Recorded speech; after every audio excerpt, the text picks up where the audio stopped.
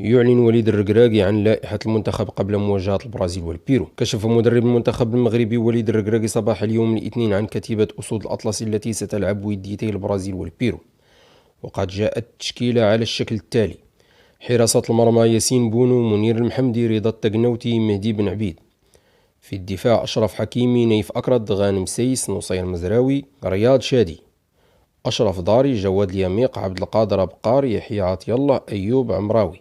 أما في وسط الميدان سفيان مرابط، عبد الحمدي صابيري، عز الدين أناحي، بن جمان بوشواري، بلال الخنوس، عمران لوزة، ياسين كشتا.